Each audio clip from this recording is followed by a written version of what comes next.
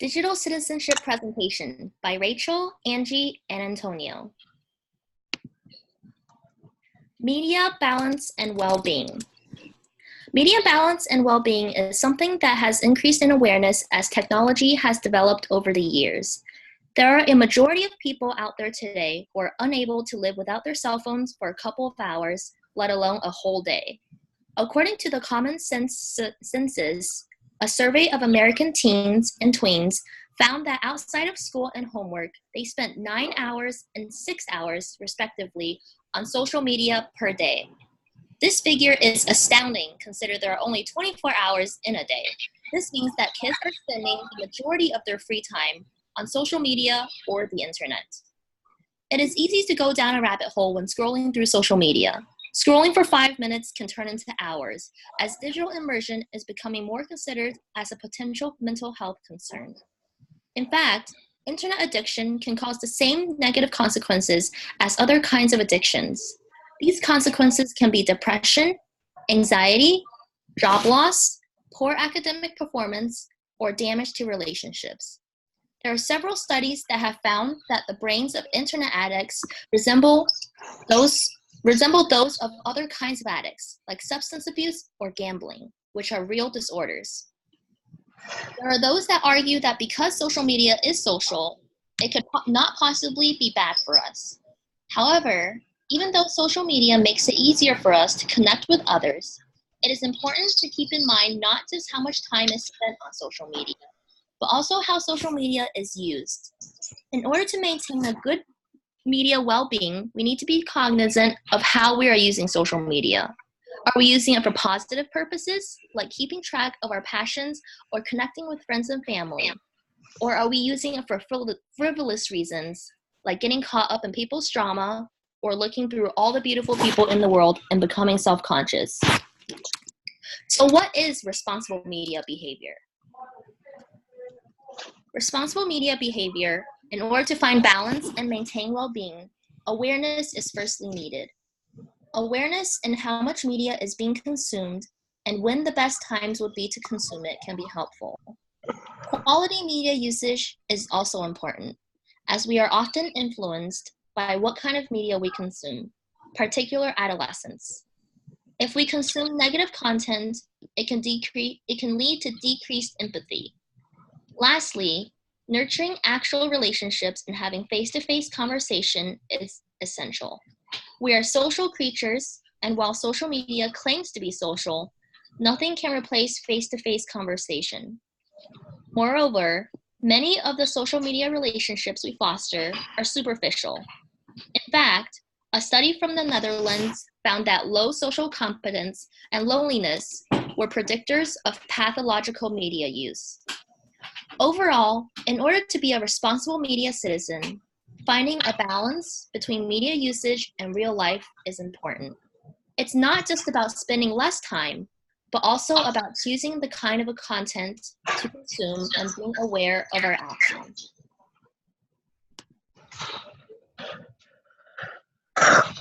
Digital footprint and identity. Digital footprint is a trail of data you create while using the internet. It includes websites you visit, emails you send, and information you submit to online services. Examples: publishing a blog and posting social media updates are proper ways to expand your digital footprint. Every tweet you post on Twitter, status you post on Facebook, and every photo you post on Instagram contributes to your digital footprint. The more you spend time on social networking websites, the larger your digital footprint will be. Even liking a page or a Facebook adds to your digital footprint since the data saves on Facebook servers.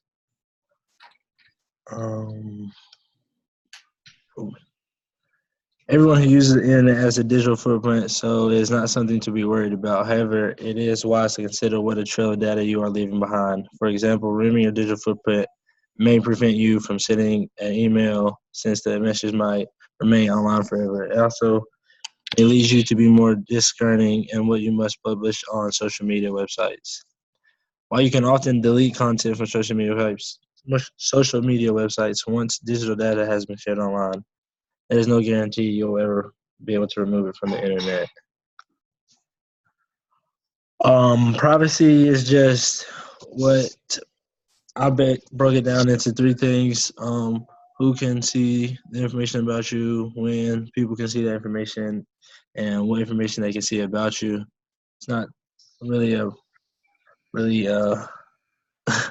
broad topic to talk about, but that's privacy much is just what people can see and what you want people to see.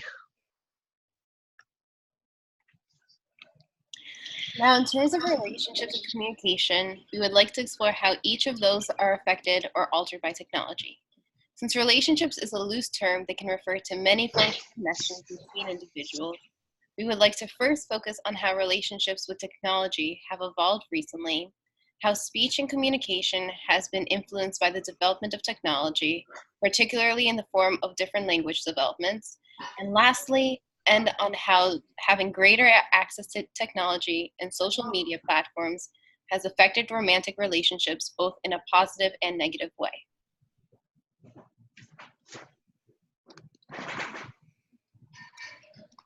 Next slide.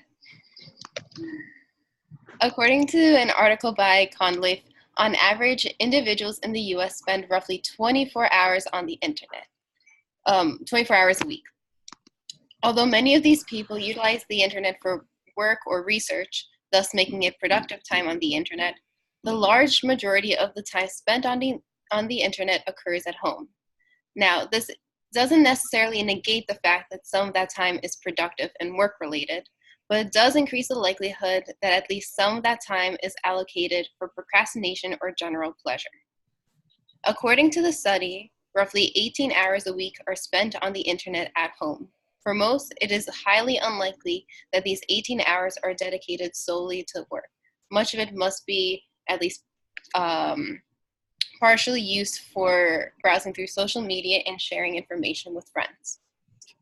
Additionally, with the development of internet access on phones or smartphones, as well as their increased internet and processing speed, many individuals have turned to utilizing their phones as their primary method of searching up information and responding to others.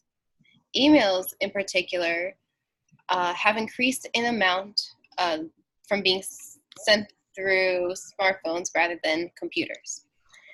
For example, the amount of emails sent from smartphones has increased from 12% to 76% in the past 8 years, and will likely rise even further due to convenience.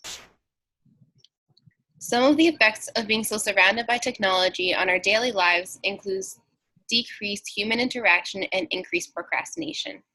However, because the internet is a large source of information that promotes virtual connectivity, many have turned to using it as a way of learning life skills. So, for example, instead of learning how to change a tire from one of your friends or relatives, many people will simply look up a video or instructions on how to change a tire online. They would follow these instructions step by step when they needed them, and thus fix the problem without relying on others. Although this information is likely not stored in their minds forever, it doesn't matter because they can access it at the touch of a screen. Another positive effect of utilizing and being so encompassed with the internet is that most people have become much more aware of events occurring across the globe. With news sources from all over the world reporting on their events and uploading it to the internet, almost everyone in the world can access this information and spread it to those around them. Thus, people are more likely to care about what is happening in other countries and be more motivated to make a change for the better.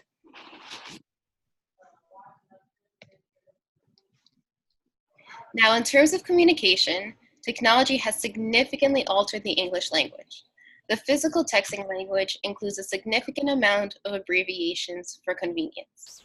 These abbreviations range from including numbers and words to combining commonly used sentences such as "talk to you later" into a short four-letter word, TTYL.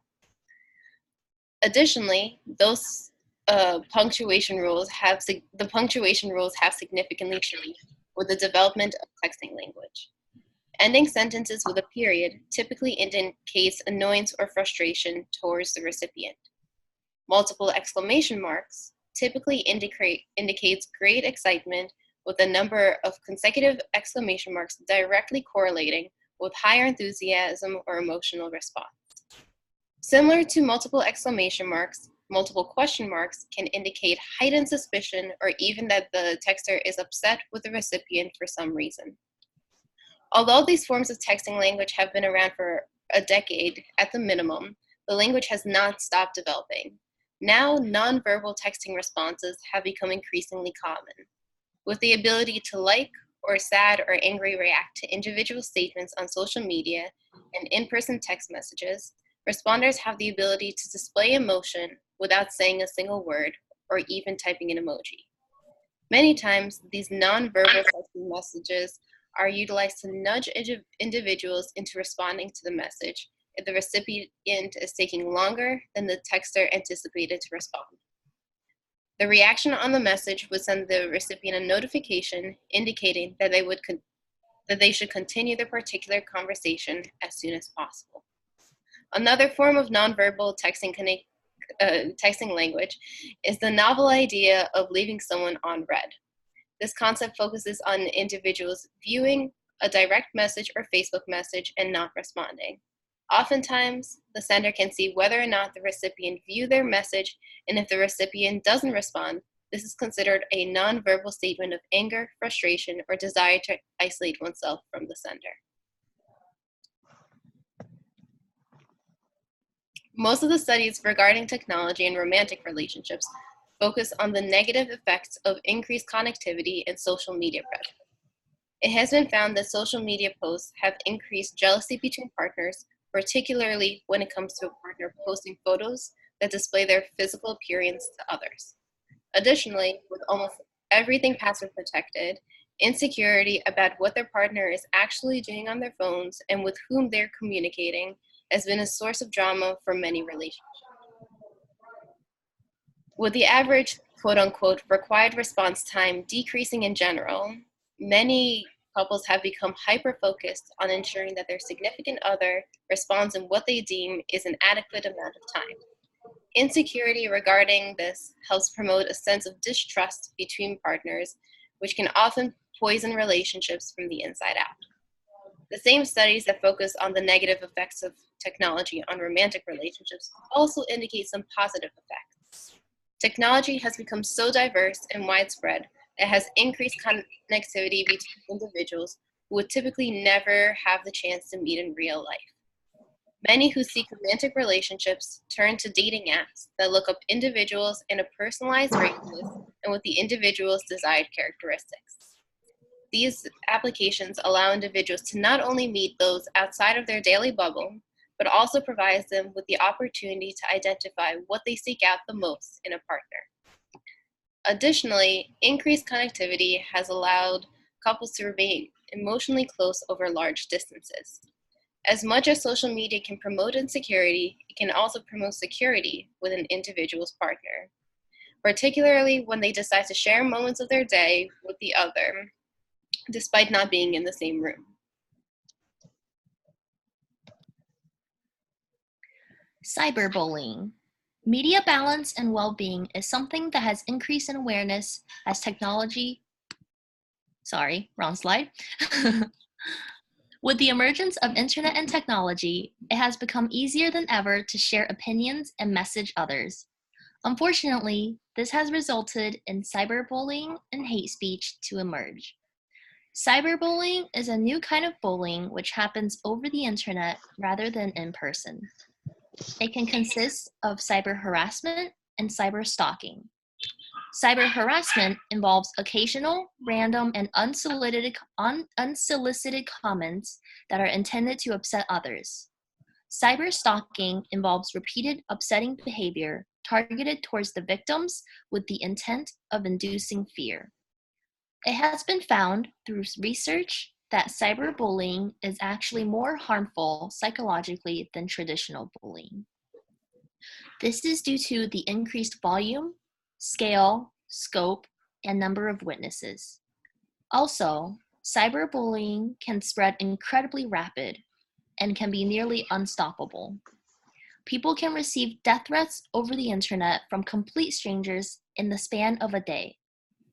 There have also been many research on cyberbullying for school-aged youth. One particular study found that younger pupils were more likely to engage in cyberbullying, and girls were more likely to be victims overall. Cyberbullying is found to be experienced most often outside of school, and the most common type is picture and video clip bullying.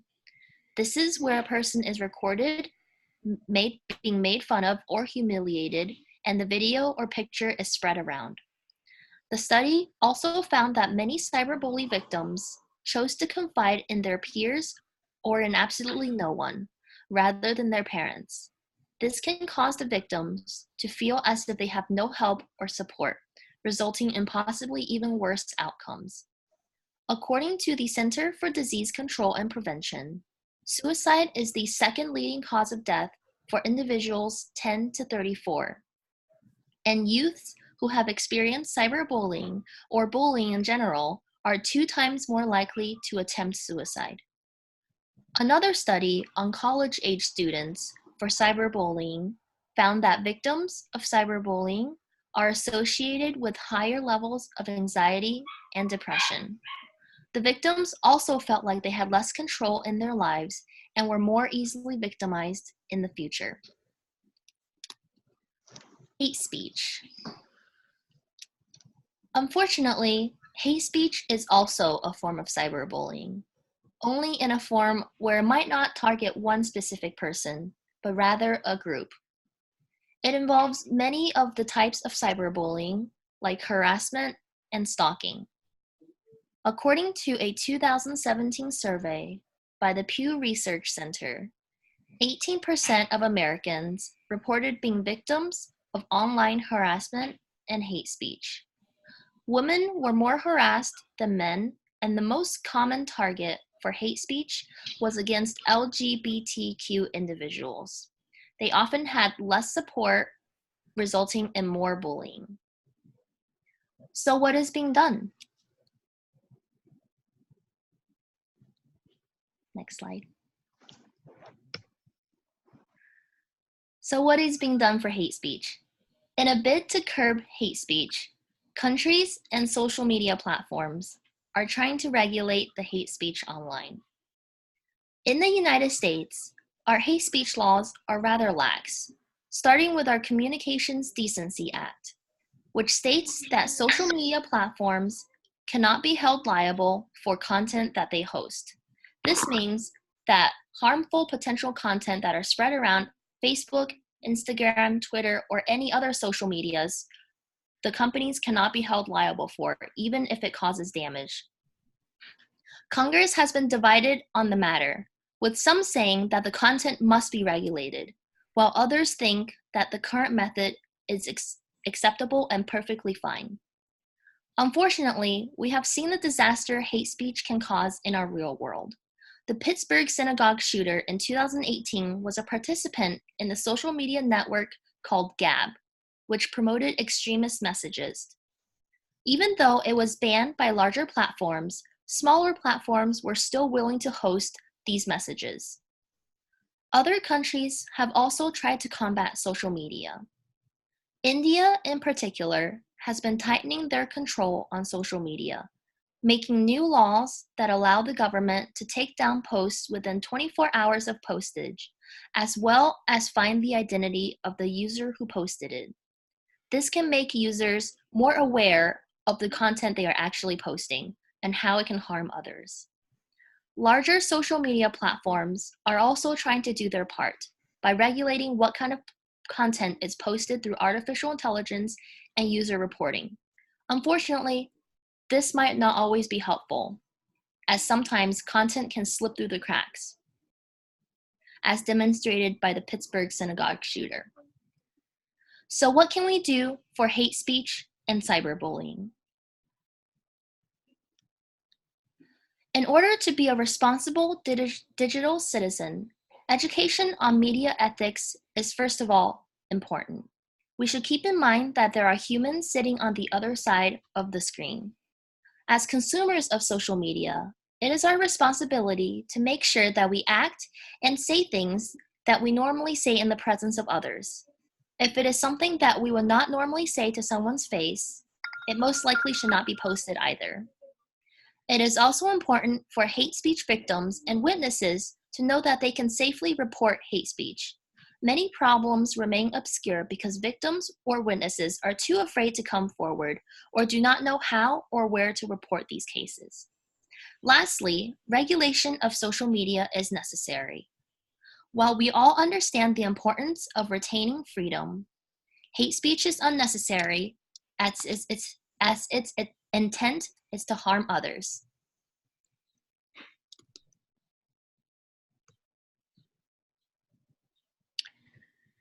News and media literacy. Media literacy has become a topic that is currently being taught to many children starting from the kindergarten level. With technology surrounding them at such a young age, it is important to ensure that they are all equipped with the knowledge on how to discern which news articles or videos are truthful and can be trusted, and which sources are meant to simply attract their attention. With more of the news being acquired online, many individuals have begun distrusting traditional sources of media, such as newspapers and television. Now, many of them rely on YouTube celebrities or show hosts who display their research as their main source of news. In order to increase one's own media literacy, it is important to ask questions about the news, and particularly specific sources. Some of the questions that can be asked include, who created this message? By understanding who created the message, it is if it's a specific political party, a particular organization, or just an average individual, you can start seeing whether or not this message is truly biased. What techniques are they using to capture my attention? This question is much more analytical of the article or video. It helps individuals focus on the particular lighting or wording or images to see if the presenter is hiding specific information or pushing the viewer to come to a specific conclusion. How might others interpret this message? The world is an incredibly diverse place, filled with many cultures, religions, and ethnicities. If you add socioeconomic status into the mix, this diversity becomes even more complex. Thus, it is important to look at the message being sent and to try and put yourself into everyone else's shoes. If the message would ring true to almost anyone from a multicultural and economical perspective, then it is likely highly factual and unbiased. However, if it is likely to incite different responses depending on individual diversity, you may want to look for another source. What lifestyles, values, and points of view are presented here? This question is similar to the previous ones in the sense that it forces you to deeply analyze where the message is coming from and to be aware of how the message is molded by those who release it. Lastly, why is this message being sent? News sources and media have a goal, and that goal is to inform listeners while also keeping them engaged. Figuring out exactly why a message is being sent can help not only develop critical analysis skills on the reader's or viewer's behalf, but also promotes understanding of those who sent that message.